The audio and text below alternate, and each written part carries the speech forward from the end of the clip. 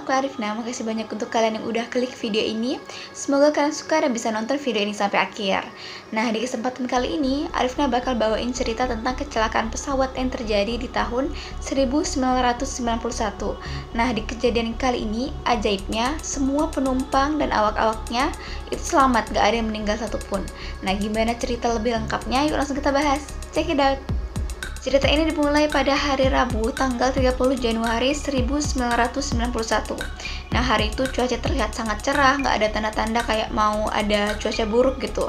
Terutama di kota Manado, di Bandara Sam Ratulangi. Semua penerbangan di hari itu pun dilakukan sesuai schedule, nggak ada yang delay satupun. Nah, di apron bandara ini juga sudah siap pesawat KASA 212 seri 200 dengan nomor register PKNYC milik maskapai penerbangan Merpati Nusantara Airlines atau MNA. Nah, mereka ini adalah tujuan penerbangannya ke Gorontalo. Pas udah pukul 14 WITA, penumpang-penumpang ini dipersilahkan untuk masuk ke dalam pesawat Merpati. Nah, total penumpangnya itu ada 18 orang. Nah, pas pukul 14.20, akhirnya pesawat lepas landas. Seperti biasalah kan kalau di dalam pesawat itu kita dikasih tahu berapa lama penerbangan akan berlangsung. Dan penerbangan dari Manado ke Gorontalo ini akan memakan waktu sekitar 55 menit. Di dalam pesawat keadaan pun ya seperti biasa, kayak kita dikasih makanan, minuman, snack, nah kayak gitu juga. Nah, 18 orang penumpang ini juga dilayani seperti itu. Tak lama setelah penerbangan, akhirnya pilot ini mengkontak menara bandara di mana dia meminta untuk menurunkan ketinggian dari 8.000 kaki. Dan kontak itu menjadi kontak terakhir yang diterima oleh menara bandara dari pesawat Merpati.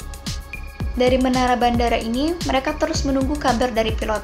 Tapi sayangnya sampai udah 90 menit atau sekitar 1 jam, udah lebih dari jam terbangnya yang harusnya 55 menit, ternyata tetap nggak ada kabar.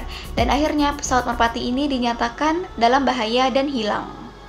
Nah, sekarang kita masuk ke cerita dari penumpang yang selamat. Nah, penumpang yang selamat di sini ada yang namanya Pak Erwin, di mana Pak Erwin ini menyatakan bahwa pesawat itu terhempas dan masuk ke dalam kabut yang tebal dan terjadi goncangan-goncangan hebat.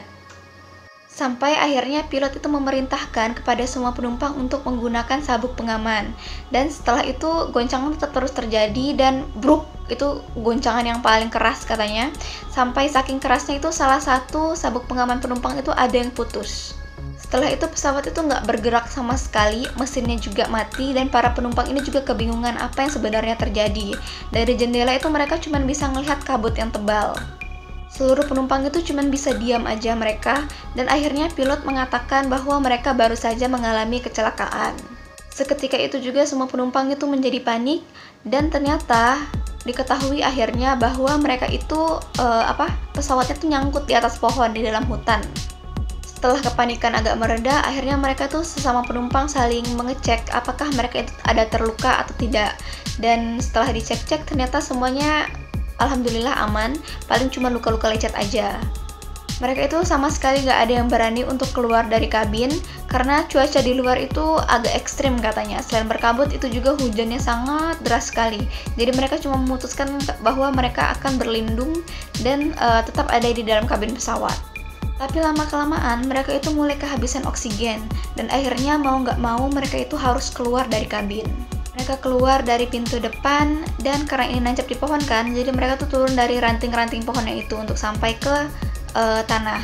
Dan itu tuh terjadi berulang-ulang selama 6 hari karena mereka tuh di dalam hutan tuh selama 6 hari. Jadi tuh mereka bolak-balik aja gitu dari kabin keluar, masuk lagi kabin kayak gitu. Kalau udah malam tuh mereka masuk ke dalam kabin, tapi saat paginya tuh mereka mulai keluar dari kabin pesawat. Selama 6 hari di dalam hutan itu mereka sama sekali nggak ada makan, nggak ada minum, cuman 1 kali aja. Itu kan dikasih roti sama air mineral kan sama maskapainya sebelum berangkat. Nah, cuman itu aja yang mereka makan, selebihnya mereka nggak ada makan apapun sama sekali selama 6 hari. Cuaca di hutan itu juga katanya itu sangat dingin sekali, belum lagi setiap hari itu akan turun hujan. Jadi ya mereka bertahan sebisa mereka lah. Dan beberapa dari mereka ada sih yang menggunakan air botol mineral itu tuh untuk diisi dengan air dari kayu rotan. Nah, katanya airnya itu tuh terasa manis. Jadi mereka bertahan itu juga benar-benar cuma mengandalkan air dari rotan itu. Dan itu tuh airnya juga cuma sedikit sekali katanya. Sampai mereka tuh udah benar-benar ikhlas banget kalau seandainya memang mereka harus meninggal di hutan, ya udah mereka udah mengikhlaskan diri kayak gitu. Semua penumpang, awak pesawat, dan pilot itu tuh memutuskan untuk mereka tuh nggak boleh berpisah sama sekali, benar-benar menunggu di tempat jatuhnya pesawat, karena mereka takut kalau mereka berpencar, nanti pesawat ditemukan oleh tim SAR, terus mereka yang nggak ada di situ malah lebih menyulitkan untuk pencarian mereka. Dalam 6 hari itu ternyata ada satu penumpang yang berusia 70 tahun yang meninggal dunia. Meninggal dunia ini karena beliau ini punya riwayat penyakit asma, dan di dalam hutan itu kan belum lagi hujan terus, jadi cuacanya tuh dingin banget, asmanya kambuh dan beliau meninggal. Sebenarnya pesawat tim SAR itu sudah berkali-kali melewati lokasi tempat mereka kecelakaan, cuman pesawat tim SAR ini tidak bisa menemukan mereka karena pepohonan di situ tuh lebat banget dan kabut juga tebal. Nah, para penumpang ini kan juga mereka nggak tinggal diam, mereka juga berusaha sebenarnya gimana caranya supaya mereka lebih cepat untuk ditemukan. Nah, ada salah satu penumpang yang bernama Pak Paul, dia itu membawa HT atau walkie-talkie. Nah, akhirnya dia tuh mencoba random aja gitu, menghubungi siapapun yang bisa dihubungi menggunakan walkie-talkie tersebut. Mereka tuh sempat terhubung sama Sinar Karya Batuda dan mengatakan bahwa mereka ini dalam keadaan selamat. Aku juga kurang tahu sih Sinar Karya Batuda ini sebenarnya nama apa kayak gitu. Cuman mereka saat itu tuh komunikasinya intinya tidak berjalan dengan baik walaupun sempat tersambung. Akhirnya Pak Erwin ini mengambil alih HT tersebut atau walkie-talkie. Nah, di mana dia itu menggunakan frekuensi 500 dan dia akhirnya terhubung dengan seorang pemilik toko. Nah, di mana dia mengatakan kepada pemilik toko tersebut bahwa mereka masih hidup dan ada di dalam hutan. Nah, kebetulan juga pemilik toko ini kenal dekat itu sama Pak Erwinnya. Akhirnya Pak Erwin dan pilot dari maskapai Merpati ini mereka mulai menginformasikan titik koordinat mereka ada di mana. Dan dari situlah tim SAR mulai mencari keberadaan mereka. Nah, mereka ini dievakuasi menggunakan helikopter Puma milik TNI AU dan juga milik Polri. Mereka diangkut menggunakan helikopter satu persatu. Jadi ada yang unik juga nih dari cerita kecelakaan ini, di mana Pak Erwin ini dia tidak membawa barang apapun saat dievakuasi. Dia malah membawa 3 pelampung. Katanya 3 pelampung ini masih bagus dan itu akan dijadikan kenang-kenangan. Selain itu, para penumpang juga mereka itu berfoto di lokasi kejadian kecelakaan tersebut karena ada salah satu penumpang yang membawa tustel saat itu. Jadi mereka foto-foto sebagai kenang-kenangan.